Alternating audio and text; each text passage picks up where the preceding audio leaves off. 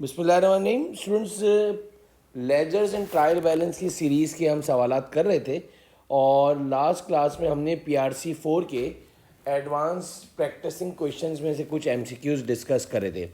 आज जो है उसी के कुछ और सवालात जो है बहुत ही इम्पोर्टेंट जो है आई कैप की एडवांस जो आपके पास प्रैक्टिसिंग क्वेश्चन है एपीक्यू, उसके ledgers and trial balance, that is chapter number 3 और क्वेश्चन एमसीक्यू नंबर 30 जो है आज हम इंशाल्लाह इधर से स्टार्ट कर रहे हैं। ज़रा पढ़ते हैं। Khadim Hussain started business for furniture and after 1 month ही hired his daughter to look after the accounts of the business at ₹20,000 per month. Khadim Hussain, who is Khadim Hussain? Owner of the business. उन्होंने अपनी बेटी को अकाउंट संभालने के लिए अपने ही बिजनेस के लिए हायर कर दिया और ₹20,000 पर मंथ वो उनको सैलरी देंगे। The double entry for the payment of remuneration of his daughter shall be, और जो डबल एंट्री बनेगी आपके अकाउंट्स के अंदर वो बनेगी सैलरीज एक्सपेंस डेबिट और कैश क्रेडिट। बहुत सारे स्टूडेंट्स का ये कहना था कि सर इसकी एंट्री ड्राइंग नहीं बनेगी।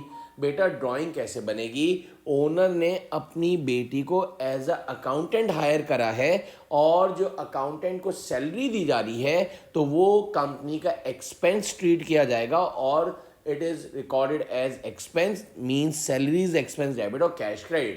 मोस्टली स्टूडेंट्स ने इसका आंसर जो है बच्चों, ज़्यादातर बच्चों ने गलती से ड्राइंग्स लिख दिया था। बच्चों के ड्राइंग्स डेबिट है कि ओनर अपने पर्सनल यूज़ के लिए पैसे विड्रॉ करके ले जा रहा है। बेटा ओनर अपने पर्सनल यूज़ के लिए कहाँ पैसे लेके जा रहा है? ये तो ओनर ने अपनी बेटी को एज एन अकाउंटेंट हायर करा है और उसको पर मंथ सैलरी ₹20,000 दे रहा है। तो एंट्री इज आपके पास सैलरीज एक्सपेंस डेबिट और कैश क्रेडिट। बड़ा अच्छा और इंटरेस्टिंग सवाल था ये क्वेश्चन नंबर 30।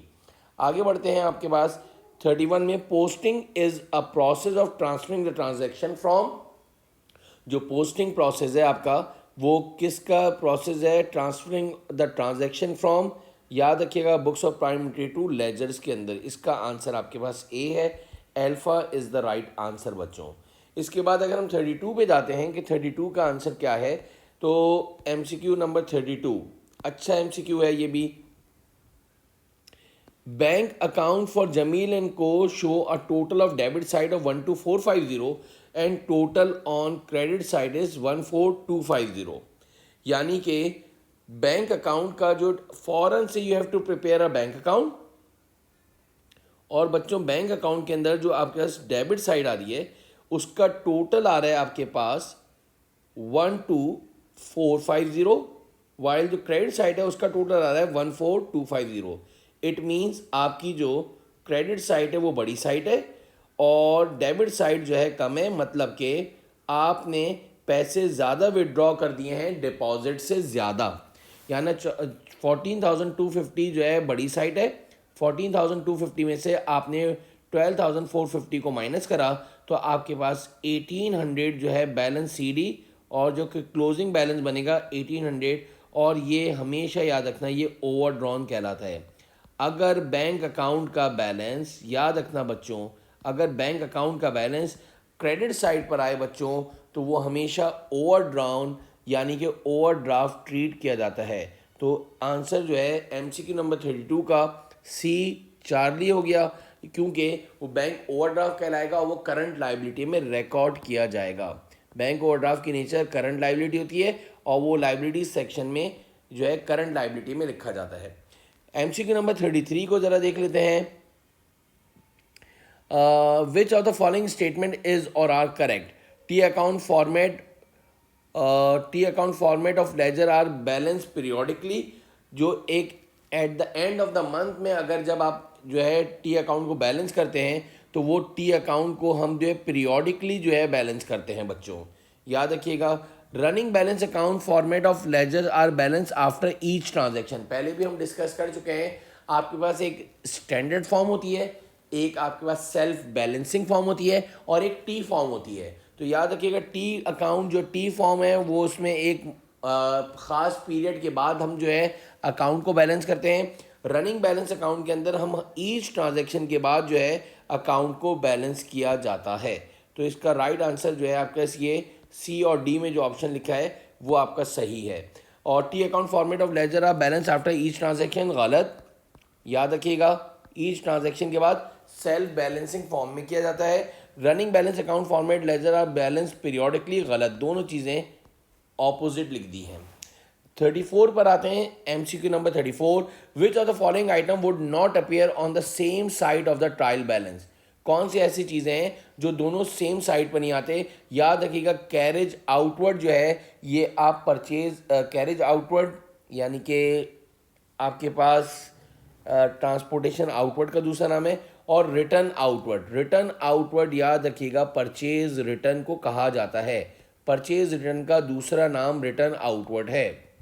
परचेज रिटर्न का दूसरा नाम रिटर्न आउटवर्ड है, और परचेज रिटर्न हमेशा क्रेडिट साइड पे रिकॉर्ड किया जाता है, और कैरेज आउटवर्ड जो है बच्चों डेबिट साइड पे रिकॉर्ड किया जाता है। It means beta is the right answer. Journal entry to record payment of the rent by cheque. याद रखिएगा, रेंट बाय चेक आप पेमेंट कर रहे हो for the month of June 2022, तो रेंट एक्सपेंस डेबिट हो गया और बैंक क्रेडिट हो गया। The right answer is beta. आसान सवाल था ये। इसमें अगर आपने कैश को अगर टिक कर दिया तो गलत हो जाएगा। इसके बाद अगर हम मजीद आगे बात करें तो which of the following balances shown on the both side of the trial balance are corrected.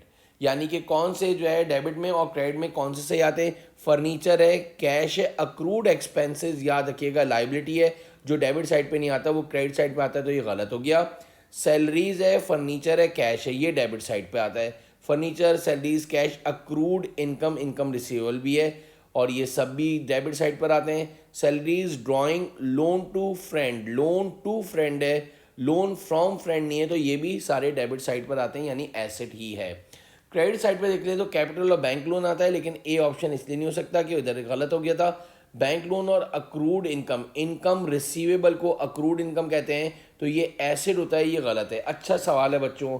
Capital, bank loan और अक्रूड एक्सपेंसेस, मेरे लिहाज से 36 का आंसर जो है आपके पास जो है सी यानी कि चार्ली है। सी आंसर है। जो दोनों में टाइटल सही आए तो C is the right answer.